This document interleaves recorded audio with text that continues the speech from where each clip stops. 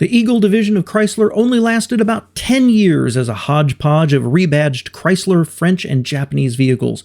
With low brand identity with consumers, no clear vision for the brand in the marketplace, and increasing economic pressures, Eagle was finally canceled in 1998. But its story starts all the way back in the 70s, and its very existence was partially forced due to French influence.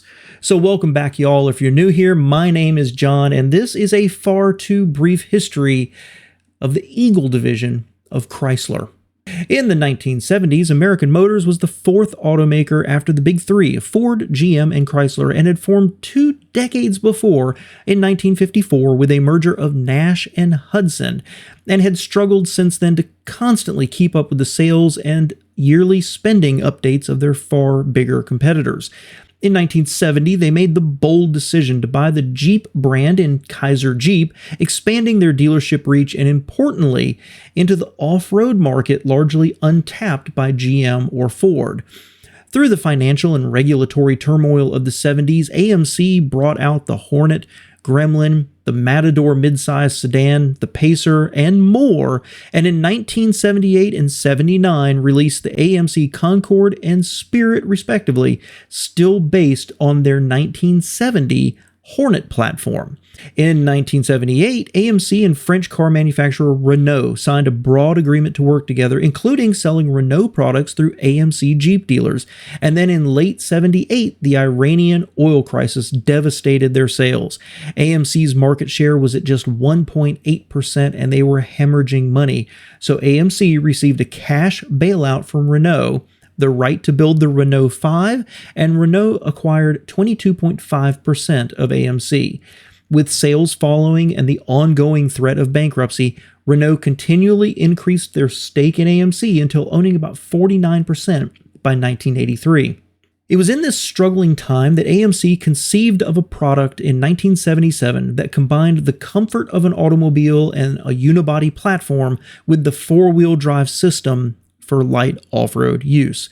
Named Project 8001+4, the first prototype was based on a V8 Hornet. AMC introduced the Eagle in 1979 as a 1980 model after their Jeep sales were hit hard by the second energy crisis. Trying to capitalize on the popularity of their off-road Jeeps, but in a more economical, consumer, and family-friendly package, the final design put the Concorde on a new four-wheel drive platform, creating what we today would call a crossover, but at the time inventing an all-new category. The Eagle also slotted nicely in the marketplace between the low-end four-wheel drive Subarus with their primitive part-time four-wheel drive and the larger domestic four-wheel drive vehicles like the Jeep's own Wrangler. It cannot be understated how literally decades ahead of its time the Eagle was. Prices started at $69.99 or about $26,000 in today's dollars, and was a strong seller immediately. As the first mass-produced U.S. four-wheel drive with independent front suspension, no low-range gearing, but a viscous fluid coupling between the front and rear axles acting as a limited slip, permanent all-wheel drive, a 3-inch higher ride height, and all the amenities of other passenger cars. Popular Science in 1979 said it rode and handled about as well as any other car on the road, but behaved more like a mountain goat off-road. The Eagle came in 3 body styles at launch with a coupe, sedan, and a wagon. The only engine was AMC's 4.2-liter straight-six with a 3-speed automatic. Styling was, of course, similar to the Concorde's, but they tried to hide the 3-inch taller body with plastic wheel arch flares. First-year sales were over 45,000 units, helping AMC to an 18% increase in overall sales. For 1981, GM's Iron Duke 2.5-liter 4-cylinder became standard with only a 4-speed manual transmission, and the first models, dubbed the Series 30s, received multiple styling updates, including shortening it by 3 inches and updating the 6-cylinder to be smoother, more fuel-efficient, and lighter. They also introduced a second version called the Series 50, using the smaller subcompact Spirit to create the Eagle SX4 and Camback. They even briefly offered a Sundancer convertible model. Later in 1981, AMC offered Select Drive, allowing the driver, with the use of two hands and only when the car was stopped, to switch between two-wheel drive for better fuel economy or four-wheel drive when needed. Sales remained strong but fell to about 37,000 units. Changes continued to the Eagle lineup, and by 83, the Spirit and Concorde were canceled, and AMC offered the Renault Alliance, the hatchback Encore in 84, and later the midsize Medallion in 88, and the sporty GTA in 87. Only the Eagle continued on with the AMC name. Updates continued yearly, including canceling the slow-selling SX4 in 84, adding an optional 2.5-liter AMC four-cylinder engine, an optional 5-speed transmission, and revising Select Drive to allow shift on the fly. But as the years passed, sales began falling as the company could no longer hide the fact the car was based on a more than 15-year-old platform. By 1985, they sold just under 17,000 units. In 1985, Chrysler contracted with AMC to use some of their unused plant capacity to build Chryslers. At the time, Renault, now owning 46.1% of AMC, was losing money and market share in their home country. Faced with this, on March 9, 1987, Chrysler agreed to buy all of AMC for $1.5 billion, or about $4.2 billion in today's dollars, while making no secret that they wanted AMC for the Jeep brand, the upcoming Jeep Grand Cherokee, and the brand new, nearly 3 million square foot Brampton assembly plant in Canada where the Eagles were built. After the purchase, Chrysler was in a bit of a pickle for two reasons. First, the onerous franchise laws prevented Chrysler dealers from selling Jeeps, and AMC Jeep dealers couldn't sell Chryslers. Secondly, Renault had contractual requirements for cars and engines to be sold that Chrysler could not get out of. Add to this that at the time, Chrysler was teasing the Liberty brand concept. Inspired by the Saturn project over at GM with a car that used innovative marketing materials and construction, Chrysler was looking for a project to move beyond the K-car-based products. While it never came to fruition, they took the idea and killed two birds with one stone. They created the Eagle brand. Jeep dealers can now be Jeep Eagle dealers and offer cars alongside their Jeep products, and Chrysler could meet their obligations to Renault. Chrysler almost immediately canceled the Alliance, Encore, and GTA models, while the Eagle Medallion, introduced as the Renault Medallion just 8 days before Chrysler bought AMC, was based on the Renault 21 and imported from France. The Eagle Premier was introduced for 1988 based on the Renault 25, being manufactured at Brampton and offered as a variant in the Dodge Monaco and also in Japan as a Chrysler. Larger and more luxurious, with styling by Ital Design, a huge interior, and a thoroughly modern V6 powertrain in the Peugeot Renault Volvo engine, it produced 150 horsepower and 171 pound-feet of torque, all now covered by Chrysler's 770 warranty. Early reviews called it a world-class car, complementing its interior space and handling, while Eagle targeted Volvo and Audi buyers. The first versions were rushed out to the marketplace so quickly they still had AMC logos on them.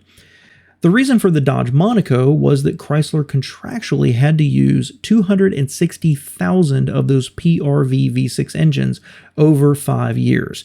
Since the Premier and Monaco ended up not selling well, they only sold about 139,000 over their life.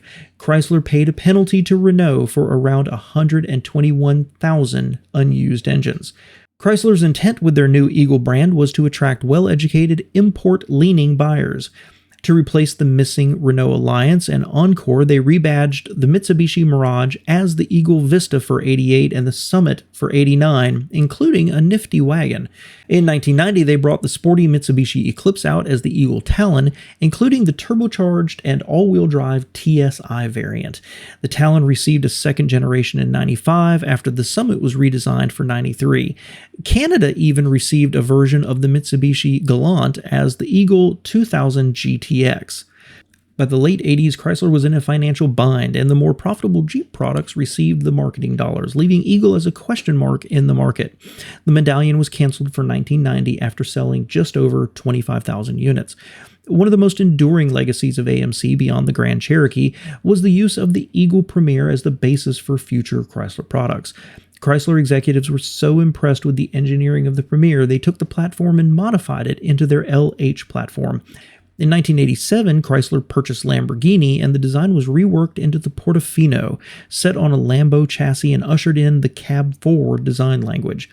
In 1989, Chrysler previewed their Millennium safety concept, and then in 90, the Eagle Optima concept, revising the chassis into a flexible architecture capable of front or rear-wheel drive, designated LH or LX, and keeping the Premier's longitudinal engine mounting and suspension.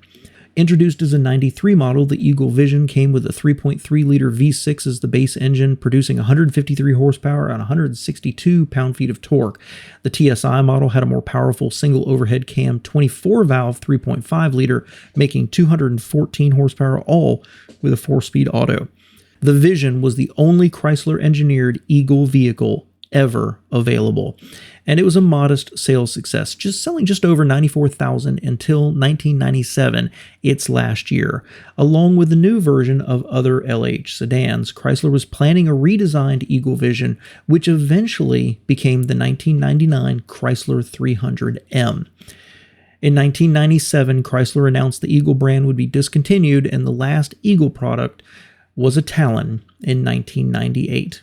So what went wrong with Eagle? Well, first off, Eagle competed with other Chrysler products in not only the marketplace, where Eagles would directly compete against Chrysler's own cars, such as the Vision against the Intrepid or the Summit against the new Neon, but also versions of rebranded Japanese cars that competed against themselves, such as the Eagle Talon against the Plymouth Laser or the Mitsubishi Eclipse. Further, internally for marketing dollars, it competed, and for consumer attention, as well as its own dealerships, which found the cars to actually be a distraction from the much higher profit margins on the Jeeps. As more AMC Jeep dealers began becoming Chrysler dealers as well, they could have Chrysler products competing in the same showroom with Eagle products.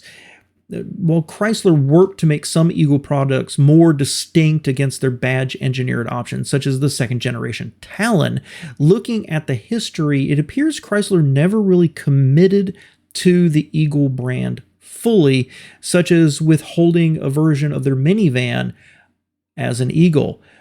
It's not unfair to say that when the Neon was released and was not given to Eagle, that, well, the writing was on the wall for them.